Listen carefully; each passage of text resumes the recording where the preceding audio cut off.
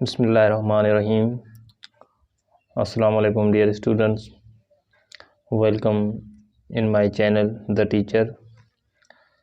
आज हम सीखेंगे एक सब सेट क्या है।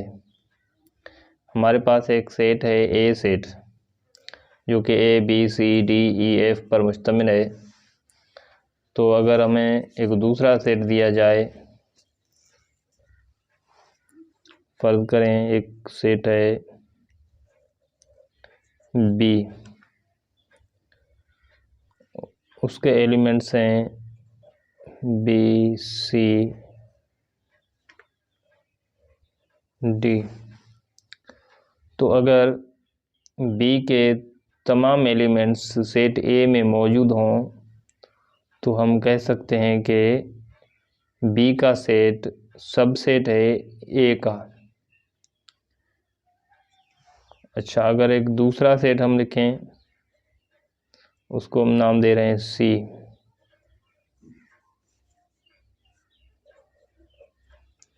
उसके एलिमेंट हैं A B C D E F. तो आप गौर करें, ए सेट के जो एलिमेंट हैं A B C D E F, और सी सेट के जो एलिमेंट हैं A B C D E F, यानी तमाम एलिमेंट जो कि ए के हैं वो सब के सब सी में भी मौजूद हैं। तो इसको भी हम कह सकते हैं कि सी सबसेट है ए का। और इसी तरह ये भी कह सकते हैं कि ए सबसेट है सी का, क्योंकि ए के तमाम एलिमेंट्स सी में भी मौजूद हैं। तो इसी तरह अगर बी की हम बात करें तो इसके तमाम जो एलिमेंट्स हैं वो ए में मौजूद हैं, लेकिन उसके साथ तमाम जो ए के एलिमेंट हैं वो बी में नहीं है।